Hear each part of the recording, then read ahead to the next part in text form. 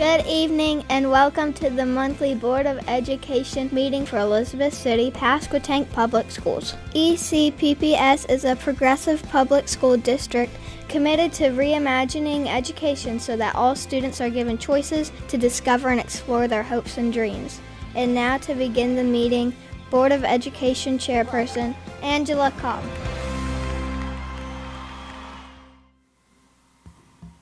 Good evening, everyone, and welcome to the June 25th, 2026 Board of Education meeting.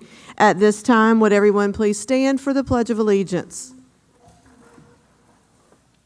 I pledge allegiance to the flag of the United States of America and to the republic for which it stands, one nation, under God, indivisible, with liberty and justice for all. Please remain standing for a moment of silence. Thank you. You may be seated. We'd like to welcome everyone out this evening, and we will begin this evening with Ms. Bundy and our roll call, please. Here. Here. Here. Here. Present. Thank you, Ms. Bundy. And now, Mr. Old, if you would read our ethics awareness statement. Welcome to the June 25th, 2026 meeting of the Elizabeth City Pasquotank Board of Education. It's my duty to remind members of the board that it is your responsibility to avoid all conflicts of interest and potential conflicts of interest in accordance with Chapter 138A of North Carolina General Statutes. As public servants, it is your duty to continually monitor, evaluate, and manage your personal, financial, and professional affairs in such a way as to ensure the absence of conflicts or potential conflicts. Does any member know of any conflict of interest or potential conflict of interest with respect to any matter coming before the board today? If there are no conflicts, let the record reflect that no conflicts exist. Thank you, Mr. Old. At this time, we will move on to the approval of our agenda. This evening, we are looking to make a motion to amend and approve the agenda with the addition of item M, IXL, and to switch the order of items G and H. So we need a motion to amend the agenda for that reason this evening. So moved. Second. Okay, we have a motion and a second. Any discussion on the amended agenda? If not, please signify with a show of hands a positive vote. Let the record reflect for those present that that is unanimous. This evening, we do not have anyone signed up for public comment, so we are going to move right into our superintendent's report with Dr. Parker. Thank you, Madam Chair, and I just want to briefly say a couple of things this evening in the report as it's reference to some of the agenda items that are coming up. First, I want to thank our entire finance team and Assistant Superintendent Candy Tilley for all the work that they have been doing really over the month of May and June to help us close out our financial year. And as the board knows, our financial year runs from July 1st to June 30th each year. And so for public school units, that is an extremely stressful time as we're working to close out what for us is essentially an $80 million budget and get ready to implement the same budget in the next year. And so I want to thank our teams for the work they've been doing. Also want to thank in finance, also want to thank everybody that helped to make our summer retest and our summer camp programs so successful. We this year in the month of June have been operating really the majority of our camps. We'll have, I believe, some CTE camps, our Spark Lab camp in the month of July, but our summer reading camp, our summer retest opportunity, and then also our 21st Century Camp took place in the month of June. And so while that has been full court press for most of our staff, it will allow us to have the opportunity for most of us to use July to reset and plan for the year. But those camps have been extremely successful and advantageous.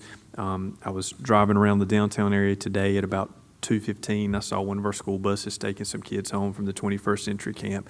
So our goal is to engage kids throughout the summer in some way, and it's taken a lot of effort with facilities, our transportation department, nutrition, and then our school leaders to be able to pull this off. So I just want to thank everybody for the work that they've done.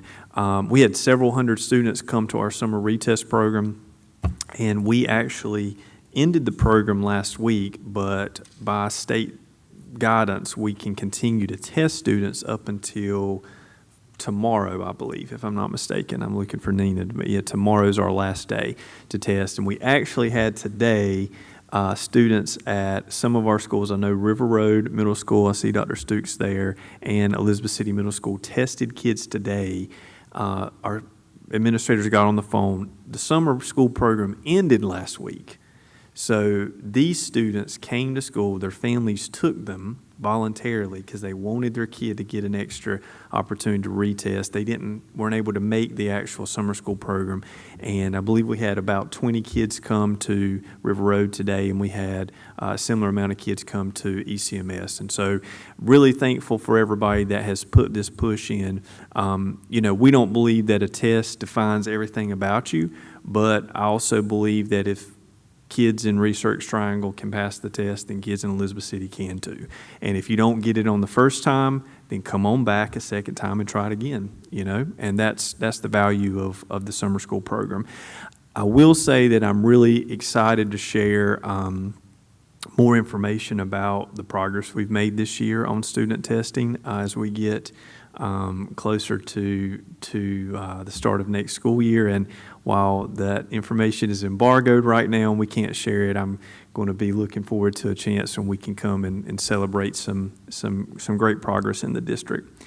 The final thing I'll say is as we move into really closing out this school year and looking toward the 26-27 school year, I couldn't be more proud of the progress that our schools are making and that our employees are dedicating so much time and energy and progress into so much work that's going on here. So thankful for all the work that our folks do to make this thing happen. We were joking earlier in the month that a good amount of the public has a belief that we get a reprieve in the summer, that we can kind of pause and take a break. But actually for central services, the summer is our hardest time of the whole year. And so it takes a push to be able to get our schools to close and then also get them ready to open in a very short amount of time again. So for all the work that's going on to make that happen, I just want to say thank you. And that concludes the comments, Madam Chair. Thank you. May I share something? Okay. Valerie and I were fortunate to go to a meeting at Grace and Truth Community Church, and I just wanted to piggyback off of something you said about our schools and how much we've improved. I'm extremely proud of the progress that we've made. I've always been very proud of ECPPS, but one of the main objective of that meeting was to talk about a survey that they were going to submit to the community. And one of the questions was to share what they felt like was very positive about our community. And the first thing that came out was the schools. A lady spoke up out of the crowd, and she said it was the schools. So we both looked at each other. We're just really, really proud of that because that's something you don't hear in meetings like that oftentimes. So I just wanted to share that. Thank you for sharing that, Sharon. I appreciate all the work you guys do in the community. That makes you feel good when you hear things like that. And when they said, who are some people in your community you need to know or that you would know, Dr. Parker, superintendent, your name came up. I mean, we didn't say it. The other people said. We were very quiet.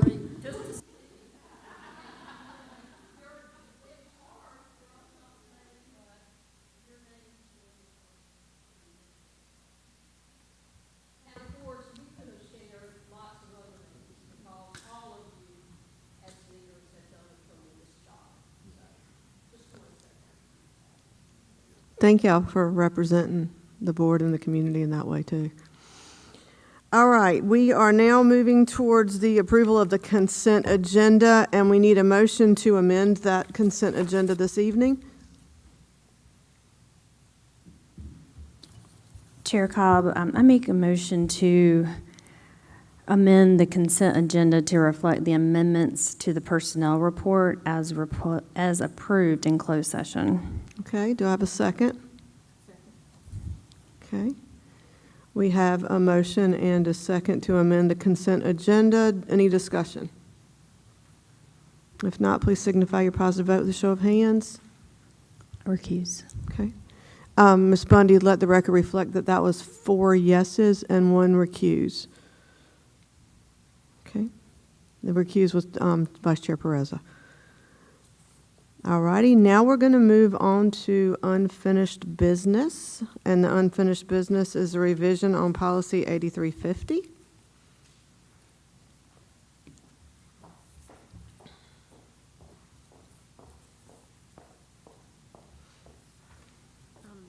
Chair Cobb, Vice Chair Pereza, board members. Tonight, we request the board approve the policy revision for policy 8350 that was presented for first read at the May meeting, and that was the revision to increase the inventory threshold from 5,000 to 10,000. So are there any questions? Haven't had time to read the policy on this revision. Okay. We need a motion to approve the revisions to policy 8350. So moved. And then a second. I'll second. Any discussion or questions for Ms. Haynes? If not, please signify a positive vote with a show of hands. Thank you. Let the record reflect that is unanimous. Thank you. Thank you, Ms. Haynes. Next, we're going to move on to our new business this evening, and Ms. Tilley. Good evening, Board Chair Cobb, Vice Chair Pereza, and other distinguished board members. First, I want to thank you for moving your regularly scheduled meeting that's usually on a Monday night to Thursday night. I know that's done to accommodate the finance department, and we sincerely appreciate it. We were working, Meredith has been working diligently to get those budget amendments that are in the packet tonight, so thank you very much. Chair Cobb, do you want me to just start and then pause and then keep going, or how do you? We're going to do a motion on each item. Okay. All right. So the first item tonight is the payroll calendar for next fiscal year. It just shows the dates that we will be paying employees and when payroll's due to us from the schools. And we just ask for you to approve it as presented tonight. Okay, so can we have a motion to approve the 26-27 payroll calendar as presented? So moved. I second. Okay. We have a motion and a second on the floor. Any discussion or questions about this for Ms. Tilley? If not, please signify your positive vote. Thank you. Thank you. The second item tonight is an end-of-year budget amendment resolution. We do have budget amendments in the packet a little later in the agenda that will be effective, and we think they are as the best we can get them at this point, but sometimes things do pop up. And this resolution allows Dr. Parker to approve any amendments we need between now and June 30th and report back to the board in July. This is something we do every year. Okay. Do we have a motion to approve the end-of-year budget amendment resolution as presented? So moved. Okay. All right. Any discussion or further questions for Ms. Tilley on this? If not, please signify your positive vote. Thank you. The next agenda item is the micro purchase threshold resolution. This is something that ECPPS started when we were receiving ESSER funds. The micro purchase threshold for federal funds is $10,000. This resolution increases it to $30,000 to be in alignment with the state procurement guidelines. And so we are requesting the approval to do this. It prevents us from having to do extra procurement procedures under the $30,000 for federal. All right. We need a motion to approve the 26-27 micro purchase threshold resolution as presented. So moved. Second. Okay. Any other questions or discussion? Please signify your positive vote. Thank you. These amendments, there's one for every fund. There's state, local, federal, capital, child nutrition, as well as local special revenue. All of them are basically to shore up our budget as of June 30th. There are some in state and federal where we received some additional allotments, and that's noted on the narrative. If you would like for me to go through them by each fund, I'm happy to do that, but if you're comfortable with that kind of overview. We'll see if we have any questions Sounds good. once we get to the motion. To approve the budget amendments as presented. Okay, second. Second. Now, any questions concerning those budget amendments for Ms. Tilley? All right, please signify positive vote with a show of hands. Okay, thank you. Just a side note, right before Meredith and I were leaving to come over here, DPI allotted us some more money, but we've made the decision we're going to put that in July. It was federal money, so it would roll anyway, but that's how to the minute they are in giving us information, so we were both very shocked. And thank you again for all y'all do, because I'm sure it's not an easy thing. It's not an easy task, but I have to give a shout out, and everybody in this room knows Meredith Collins is amazing, and this district is.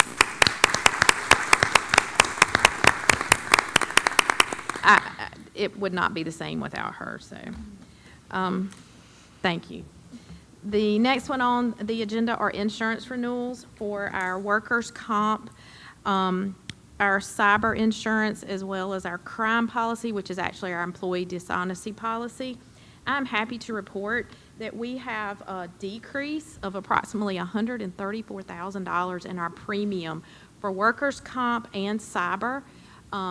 The cyber, it went down, and then the workers' comp is a combination of not having as many workers' comp claims, as well as when we were in the federal money and, when we had the ESSER federal money, we had a lot, and we had more people in local money as well. We've done a lot of budget cuts, and so that's cut down on the payroll. So it's a combination. But the insurance agent said we were probably the largest increase in the state of North Carolina of his clients. So very proud of that. All right. We're happy to report that renewal. We're happy to hear that. With Thank everything you. else going up, it's nice to say something's going down. So. Yes, very much. All right, we need a motion to approve the insurance renewals as presented. I'll make a motion to approve the insurance renewals as presented. Thank you, Mr. Old. Can we get a second? Second. All right. Any other questions concerning insurance renewals? If not, please signify your positive vote. Okay, thank you. All right, and finally tonight is the interim budget resolution for the next school year. Tuesday's the 30th, and I can promise you that some of these lovely people in this room will be ready to go on July 1 because it's a new day and it's a new year. And so we need permission to have an interim budget resolution to carry us until we can get a full budget resolution in place. And so we just ask for you to approve this resolution this evening. All right. We need a motion to approve the 26-27 interim budget resolution as presented. So moved. And second? Okay. Questions? And please signify your positive vote. Wonderful. Thank you so much. Thank you again, Ms. Tilley and Ms. Collins. All right, we're moving on in our agenda, and one of the things that we amended was to shift the order from G and H. So next on the agenda, we will talk about the PES facility naming. And Madam Chair, I'm glad to speak to a couple of things here on that. I do want to thank the Facility Naming Committee for helping us navigate the process to make a recommendation to the board tonight. So I'll summarize some of the data that we have and then open up to anybody on the committee that might want to share anything here. But essentially, this evening, the committee is making a recommendation to the board to name our facility, this facility, which was formerly known as Pasquotank, bless you, Tommy, which was previously known as Pasquotank Elementary School. And the board policy that governs this is to name the facility, not a program. And so just want to emphasize this for the public that may be hearing this. This building, which was formerly an elementary school, is now becoming a multi-use complex. And it will have our micro school, which is a program. It will have our pre-K program, which is a program. It'll have office spaces here. It will have our community schools resource center, which is here. So there'll be many different things in this building that have names, but the facility, the actual brick and mortar itself, is technically still named Pasquotank Elementary. And so we'll be asking the board this evening to take action to change the name here. And on direction of the Facility Naming Committee, we presented to the committee, our team, a series of names that were generated through some stakeholders in this building that either work or are part of some of the programs. And then on direction of the Facility Naming Committee, we sent out the top two preferences to the staff and families of students here in this building. And I'll share some of the results here from that survey. The majority of respondents had a preference for option one, which is to change the name of this facility to the Pasquotank Learning Campus. And the abbreviation of that will be PLC. Option two, which has the lower respondents, that option was the Pasquotank Campus for Learning and Leadership. And so one of the things that I'll share tonight is the majority of the recipients were in favor of option one, Pasquotank Learning Campus, which is the preference of the Facility Naming Committee as well. So I'll pause to anybody that's on the committee, and Dr. Williams is chair of that committee, so want to open up for anybody to share anything there on the committee. Just to put out there the committee members, Dr. Williams was the chair of the committee, and then other committee members consisted of myself and Ms. Warden. And just to add, we had a discussion, but ultimately it was the community that would make the decision. So we feel really good about that. It's not as if it's just the naming is coming from the committee, but the community has a part in that. And so it seems that the community has spoken. That's right. Okay. Yep, that's right. Okay, so at this time, we need to make a motion to approve the former PES facility naming as presented to Pasquotank Learning Campus.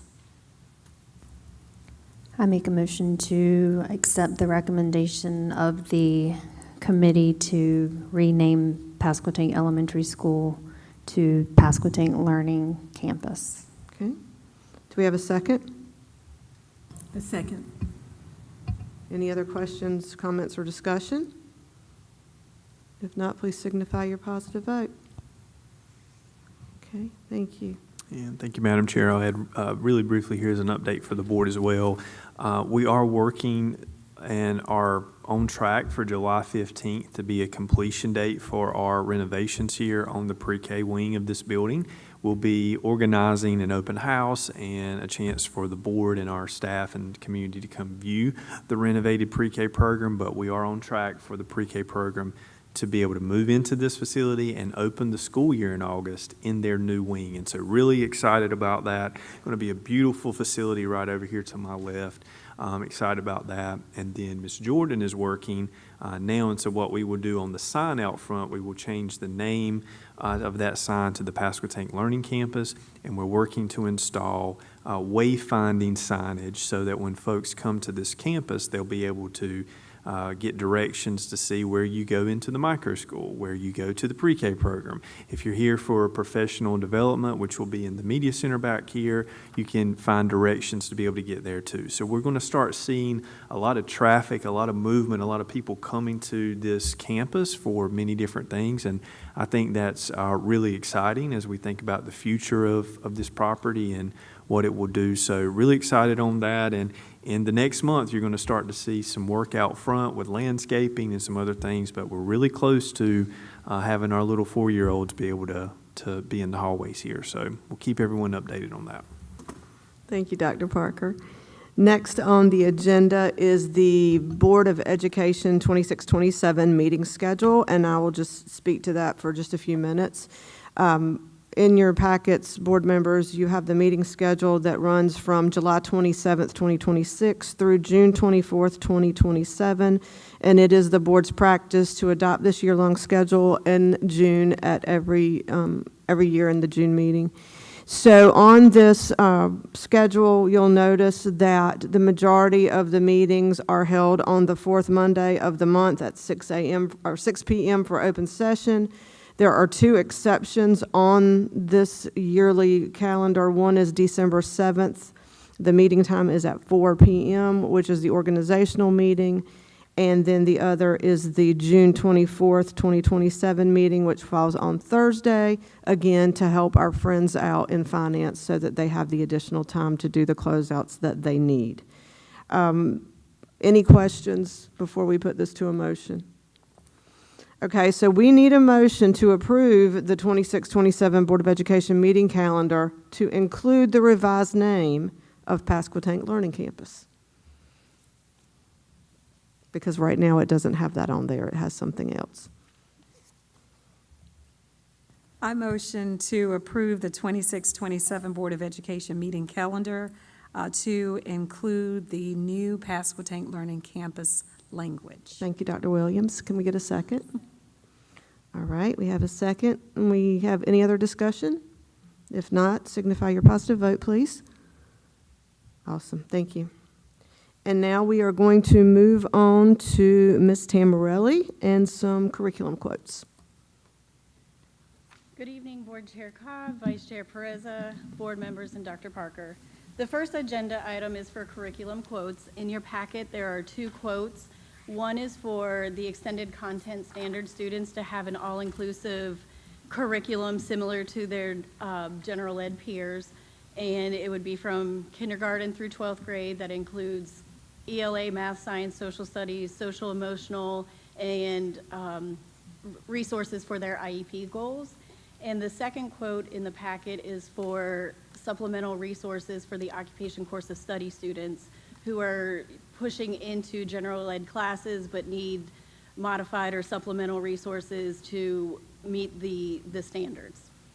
So the request is to approve the curriculum quotes. Okay, do we have a motion to approve the curriculum quotes as presented? I make a motion to approve it. Okay, can I get a second? Second. Thank you. Any questions for Ms. Tamarelli concerning these quotes? All right, please signify your positive vote.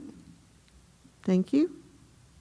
Okay. And the second agenda item for exceptional children is the EC contracts for OTPT, speech, vision, and orientation mobility. In your packet is the spreadsheet that has the projected cost for the upcoming year. The projected cost is reduced by approximately $1 million for going into this school year with all in-person speech for the upcoming school year. Wonderful. The request is to approve the contracts Okay. as presented. We need a motion to approve the EC contracts for 26-27 school year as presented. So moved. And a second, please. All right, any other questions for Ms. Tamarelli concerning contracts? Do you have a projection of how many kids will benefit from those services? We have approximately 350 students for speech. Okay. That is our biggest group of students receiving speech services. And then there's approximately 75 to 100 for occupational therapy, and then approximately 15 for physical therapy. Okay. Thank you. Okay. Other questions? All right, please signify your positive vote. Recuse. Okay. So let the record reflect that it's 4 yes, 1 recuse. And thank you, Ms. Tamarelli. Thank you. Next up, we have Ms. Murray and our CTE local application.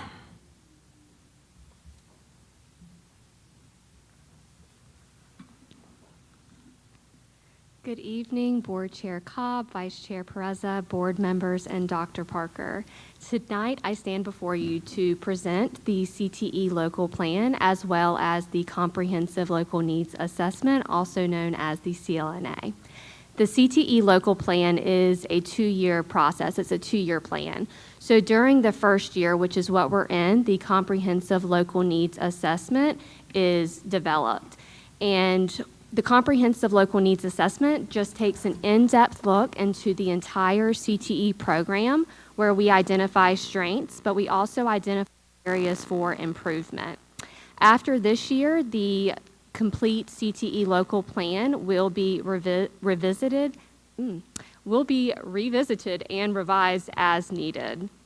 And so what I wanted to do was just kind of highlight some of our results from our CLNA, some of our strengths and areas that we found could use improvements. And so there were several strengths in our CTE program that included strong CTE student graduation rates, positive CTE concentrator post-graduation placements, as well as a high percentage of students earning one or more industry-recognized credentials in their CTE program. And we actually exceeded the state goal in that category.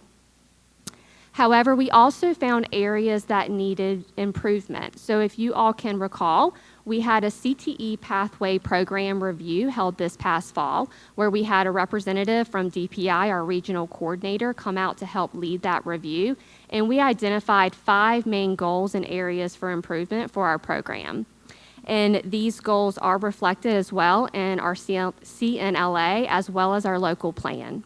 And those goals, in no particular order, were rebranding and increasing awareness of our CTE programs, expanding work-based learning and internship opportunities for our students, increasing CTE offerings at the middle school level, enhancing student involvement in career and technical student organizations, also known as CTSOs, and strengthening and expanding our business and community partnerships. And so as we move into the 2026-2027 school year, one of the plans that we're excited to launch is the new CTE Exploratory Academy to help us meet that goal of expanding CTE offerings at the middle school level. And what this will look like is our students will have the opportunity to rotate through a number of career pathways that will help them when it comes to deciding what they want to do and pursue when they get to high school. And so what I'm most excited about this is I think about students completing their career developmental plans in 8th grade. And then by the time they get to 9th grade, they already have a kickstart of what it is they want to pursue because they've had that experience at the middle school level. So it just really revolves around strengthening our career awareness and our career exploration for our middle school students. Also, we plan on strengthening our aviation academy by implementing a drone technology pathway. And students in this pathway will be able to earn credentials such as their FAA Trust credential as well as their FAA Part 107 credential. And this is exciting because it not only benefits students in our aviation academy, but it also benefits students whether they're going into the field of real estate or agriculture or public safety. And so lastly but not least, we plan on continuously strengthening our partnerships with our post-secondary partners as well as our business industry partners as it relates to the delivery of our CTE pathways through ongoing communication, having our guest speakers come in, like work-based learning opportunities, as well as our job shadowing opportunities and internship opportunities. And so at this time, I want to thank all of the staff, community partners, and advisory members who helped develop the CNLA process. And I respectfully ask for approval of this plan so that we can submit it to the state for implementation this upcoming school year. Thank you. Okay, thank you so much, Ms. Murray. Do we have a motion to approve the CTE local application as presented? Yes, I'll make a motion to approve the CTE application as presented. Okay, do we have a second? Any questions or further discussion for Ms. Murray? All right, can we see a positive vote with a show of hands? Thank you very much. Thank you. Now we are going to move to Ms. Pereza and our student board member selection process. Yes. Thank you, Chair Cobb. So just for our guests and viewers' information, earlier today, we held interviews for our student board members for the 2026-27 school year. And these, the students went through their interview process, and they were voted on in closed session and discussed because of student names and things like that.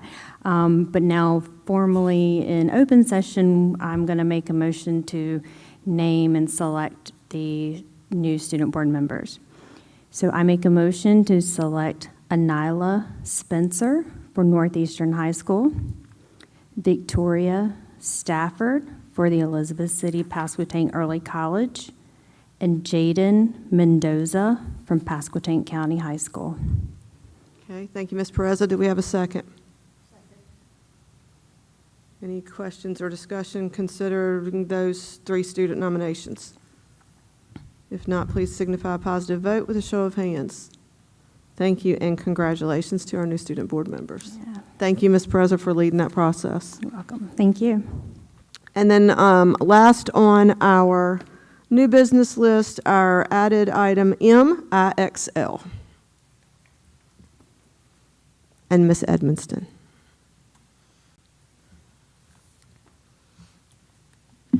Good evening, Chair Cobb, Vice Chair Pereza, board members, and Dr. Parker. Tonight, I would like to share some information on the IXL platform, which we have been using in our secondary schools in previous years. This year, we rolled out a pilot with our elementary schools as well. Waiting to see if it comes up here. We're going to keep moving. Our discussion tonight proposes using the IXL platform with all schools moving into the next school year, and this is why we would like to do so.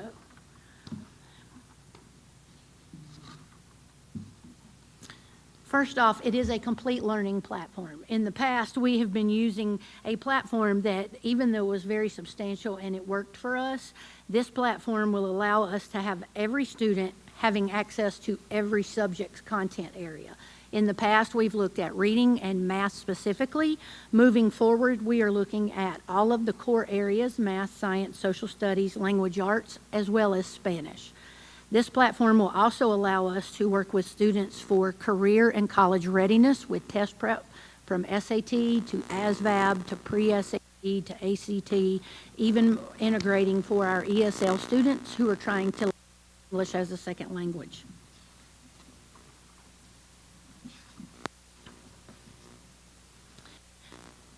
So one of our keys with this is that the assessment piece actually allows us to change the instruction. By this, every student in every course begins the semester or the year off with a guided assessment, which is in real time, and it provides real accurate feedback, not just for the teacher, but also for the student. The questions adjust automatically as students complete those, so that if a student is not secure in that particular content area or at that level, the system adjusts automatically. This allows us to identify gaps so that we can adjust instruction within each class and each content area.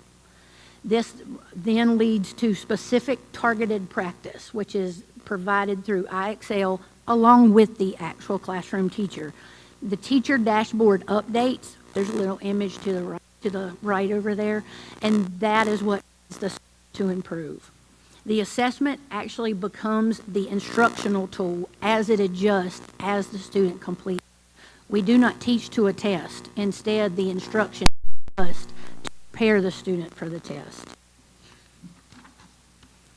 This also allows for predictive student performance. So as students progress, it aligns with the North Carolina standards. It actually provides instructional content for teachers aligned to each and every individual standard.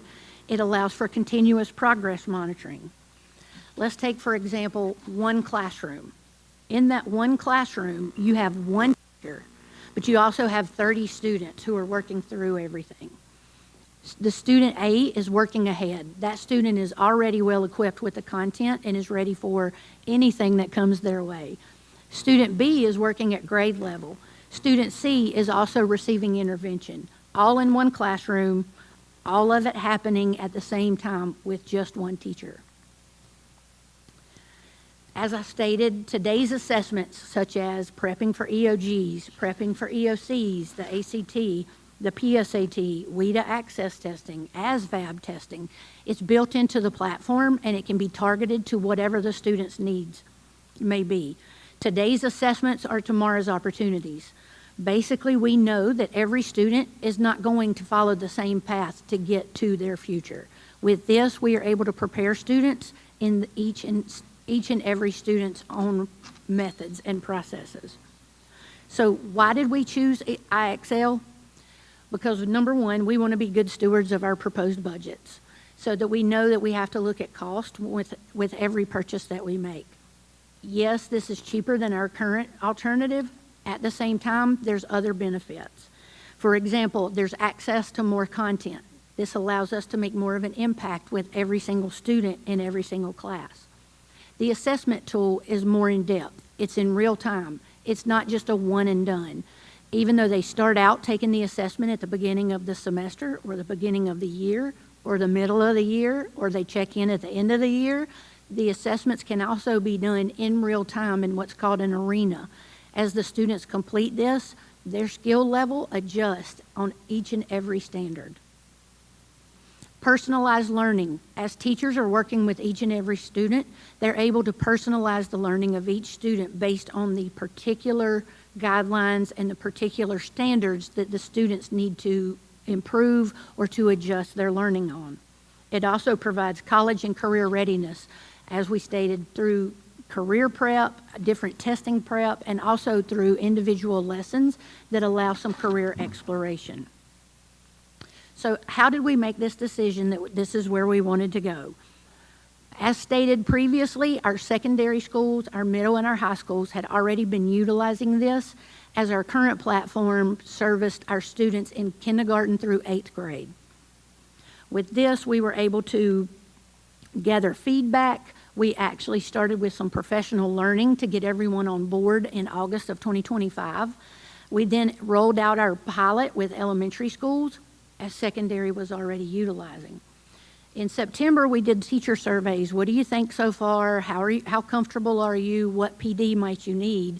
And then from September through March, we did preliminary check-ins with each school, with each grade level, just to see how the things were going, what professional development may be needed. We also got student feedback as we were doing classroom observations, trying to find out how are students interacting with this? How much time are they spending on each and every application? How does this work within the content and structure of the day?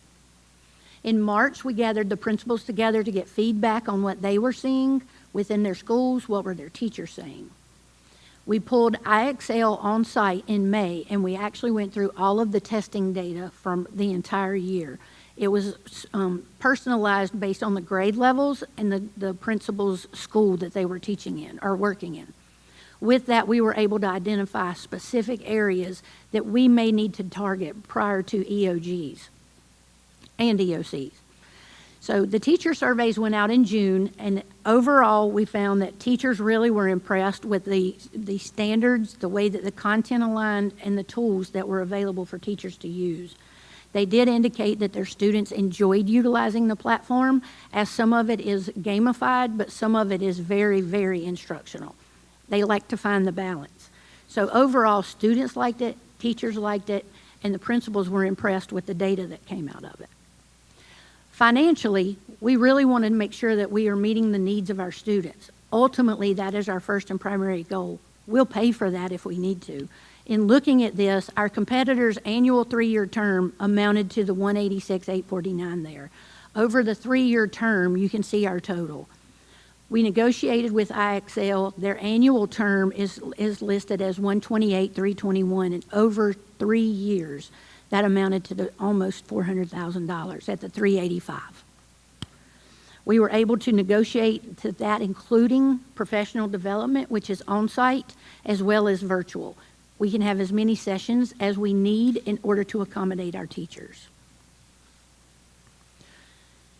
Of course, we did a return on investment, because you can't invest in something that costs so much if you're not going to look and see exactly what you're going to get out of it. We have one platform. It's much easier to manage. It's much easier to support, but it's all-encompassing aligned with standards as well as the instructional tools. All core subjects are included in that. We also get Spanish as a bonus. It provides predictive assessments so that we have an idea of what are we headed into as we get ready for those state formal assessments. It provides college readiness, career readiness, whichever option the student chooses to go with. We also are allowed professional learning.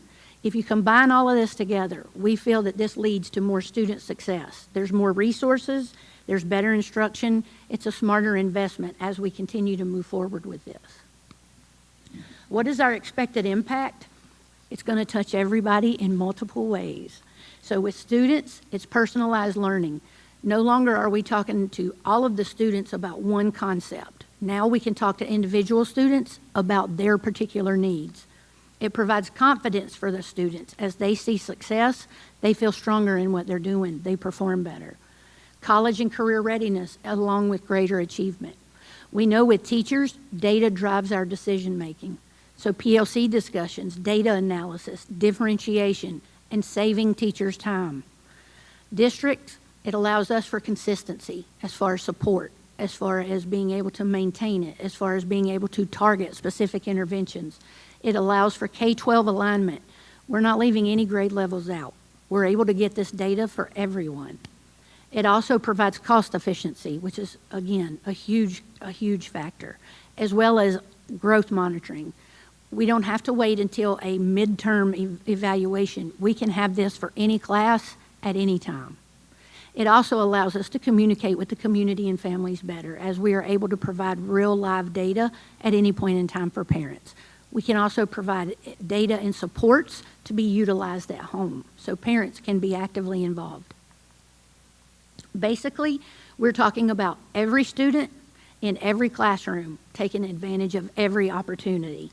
And that's what we believe IXL will allow us to do with the alignment to our other curricular tools. At this time, we would like to propose approval for us to move forward with signing the agreement with IXL for 3 years. Thank you, Ms. Edmiston, for your presentation. At this time, we need a motion to approve item M that was added, IXL. I'll make a motion to approve it. Can I have a second? I'll second. Okay. Any questions for Ms. Edmiston? I'd like to, how often is this utilized within the day? It can be utilized daily based on the student needs. Okay. It is not something that students would sit on and do for an entire class period. It's targeted interventions. Okay. So it can technically be used daily. All right. So would teachers still use Common Lit and other programs like that? Yes, there's other supplemental materials that go along with this that we can still utilize. None of those are directly related to IXL. With IXL, it is more content-based for each content area, and then the teachers can actually assign the content based on what the student needs. So in the past, for example, in elementary school, we have used iReady, and the students would go in and do particular instructional units that would help them to build skills based on certain standards. IXL does the same thing, but it expands to all content areas. Okay. Any other questions? All right, please signify a positive vote with a show of hands. Thank you. Thank you. Okay, that is the conclusion of our new business this evening. Before we make a motion to adjourn, I would just like to take a really quick opportunity to recognize Amy Bundy, because without her efforts, she keeps this board under control. She keeps us organized, she keeps us intact, she keeps us straight, and she makes sure we know where we're supposed to be, when we're supposed to be, and she does it with grace and kindness. And so I just think sometimes you need to recognize people when you need to recognize people. And with that being said, can we get a motion to adjourn?